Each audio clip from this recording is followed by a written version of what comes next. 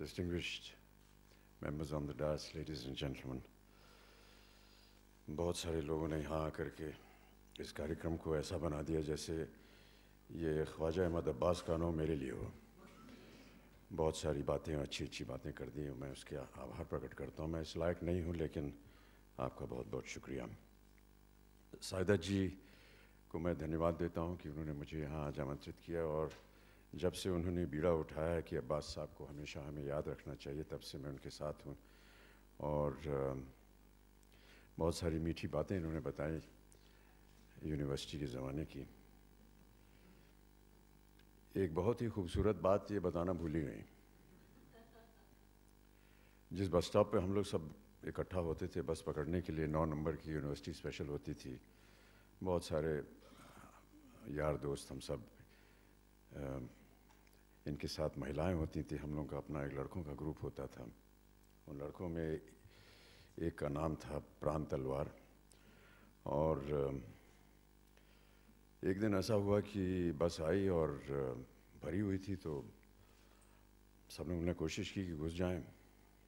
हम में से कोई घुस नहीं पाया सिवाय प्राण तलवार साहब के। बड़ा निराश हुए हम लोग कि आज क्लास मिस हो जाएगी वगैरह, लेकिन बहुत ही दबे स्वर में मैंने बाद में सुना, पता नहीं किसने कहा था, सायदा जी ये ने कहा चलो अच्छा हुआ, प्राण जाए पर बचन न जाए।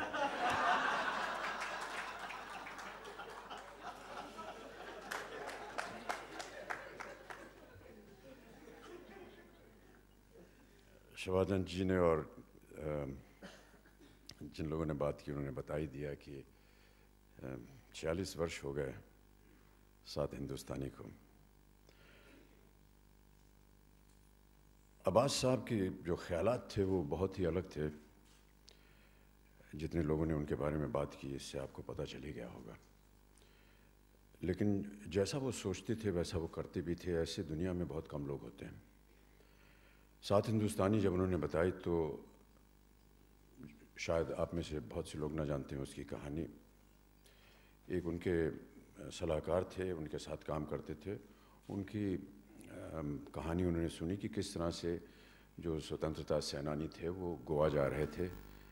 गोवा क्योंकि पुर्तगाली कॉलोनियल रूल में भी था, तो वहाँ पर जाकर के तिरंगा वो फहराना चाह रहे थे शहर के बीचों बीच, और उनकी कहानी थी। तो अब्बास साहब ने ये पूरी कहानी वहाँ से बनाई, और अब्बास साहब को लगा कि 7 ऐसे स्वतंत्रता सेनानी उनको चुनने चाहिए। 7 लोगों को ही उन्होंने क्यों चुना, ये भी उसके पीछे एक उनकी एक सोच थी। 7 रंग होते हैं हमारे रेनबो में, 7 का महत्व जो है वो काफ़ी अहम होता है। लेकिन जो सबसे अच्छी बात थी वो ये कि जैसा कि अभी बताया कि अलग अलग देश के अलग अलग कोनों से उन्होंने 7 ऐसे कलाकारों को चुना। उत्पल दत्त जो कि बंगाल से थे, उनको एक पंजाबी का रोल दिया। वो चाहते थे कि जहाँ से तुम हो उससे अलग भूमिका तुम निभाओ, क्योंकि कहीं न कहीं अब्बास साहब इक्वालिटी में बहुत विश्वास रखते थे। तो मुझे उन्होंने एक मुसलमान का रोल दिया। मेरे मित्र अनवर अली को उन्होंने हिंदू बनाया। मधु जो कि केरल से थे, उनको उत्तर भारत से का एक रोल दिया। जलाल आगा थे जो कि मुसलमान थे, उनको महाराष्ट्रियन का एक रोल दिया। इस तरह करके एक मेल जोल करके उन्होंने ये फिल्म बनाई। और न जाने क्यों उनकी ऐसी सोच थी कि जिस तरह से ये सेनानी लड़े होंगे उसी तरह हम लोग इस फिल्म को भी बनाएंगे। तो हम लोग सब यहाँ मुंबई के रेलवे स्टेशन से गाड़ी में गए शूटिंग करने गोवा। 3rd क्लास के कंपार्टमेंट में बैठ करके गए, और वहाँ पर जब भी अवसर मिला पैदल चलते थे हम लोग, अपना सामान वामान ढो करके। रहने के कोई होटल नहीं होता था। जहाँ सर्किट हाउस छोटे छोटे होते थे, जहाँ बिजली पानी वगैरह नहीं होता था, वहाँ पर हम लोग रहते थे।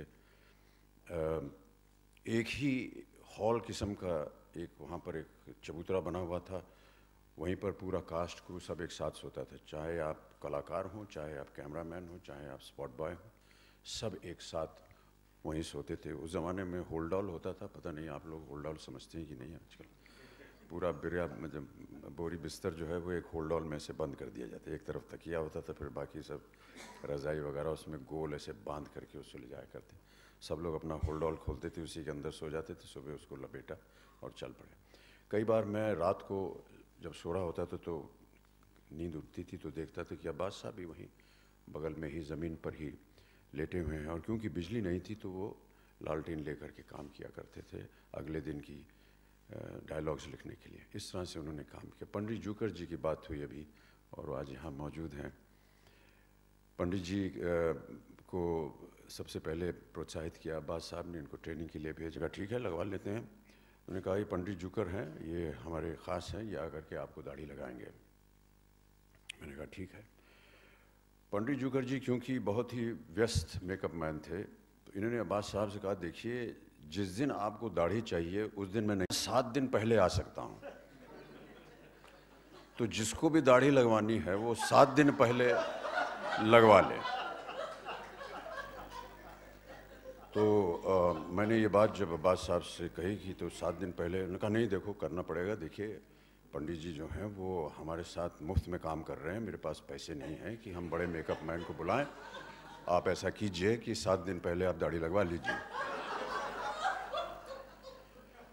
तो पंडित जूकर जी आए गोवा और दाढ़ी चिपका दी।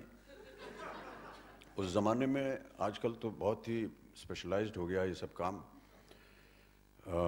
नेट वगैरह नहीं होता था, एक एक बाल लेकर के चिपकाना पड़ता था, और ये इनकी खूबी थी। तो पूरी दाढ़ी इन्होंने चिपका दी। अब मुसीबत ये थी कि उस दाढ़ी को कायम रखना था 7 दिन तक। तो मैं आपको बताना चाहता हूँ देवियों सज्जनों कि 7 दिन में नहाया नहीं, क्योंकि अगर नहाता तो दाढ़ी उतर जाती।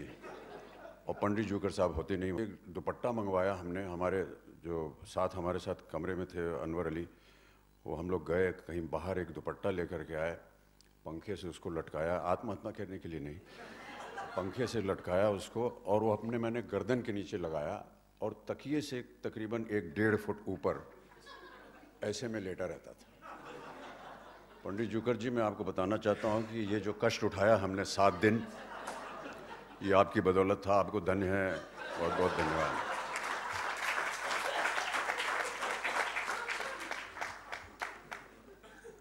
A lot has been said about Abbas Saab.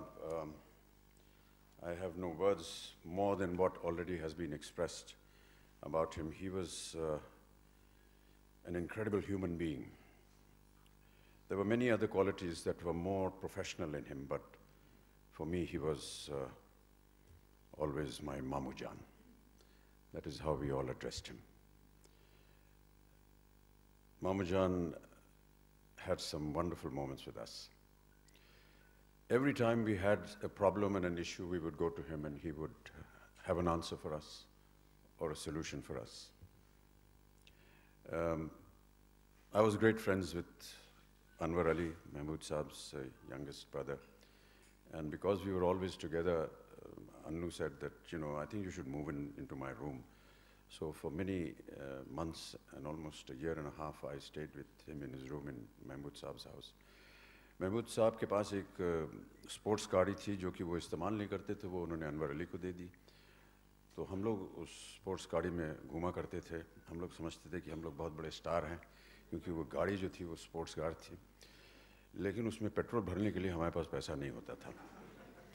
तो ऐसा हम लोगों ने सोचा कि यार चलो कहीं से भीख मांग के जितना भी है 5-10 रुपए का पेट्रोल भरवा लेते हैं, जितनी दूर जाएगी उतनी दूर जाएंगे, और जब पेट्रोल ख़त्म हो जाएगा उतर जाएंगे गाड़ी से, गाड़ी वहीं छोड़ देंगे। और कई बार ऐसा हुआ कि जाते जाते गाड़ी बंद पड़ गई, तो हम लोग को छोड़ करके लोकल ट्रेन पकड़ के मामू जान के पास आते थे और कहते थे मामू जान हमारी गाड़ी जो है वहाँ पड़ी हुई है, पेट्रोल नहीं है। तो मामू जान बहुत ही उदारता से 100-50 रुपये हमें हमेशा देते रहते थे। But really, his entire thinking was one of equality. I do not know what the exact meaning of communism is. I don't know what the exact meaning of socialism is. But I would like to read to you his last page from the Blitz, in which he has written his will. And I think that this aptly describes what Khwaja Ahmad Abbas was and what he stood for. This is the last page of the Blitz that used to be edited and owned by Sheikh Karanjia. And the title of this article is called The Last Will and Testament of Khwaja Ahmad Abbas. This is being written by Abbas Sahib himself. I, Khwaja Ahmad Abbas, aged 73, in sound body.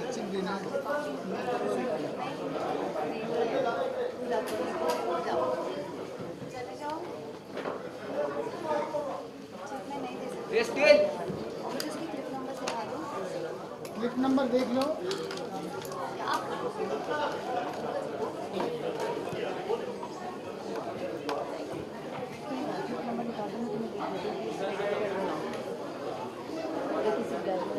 मैं करवा देता हूँ। कर record किया।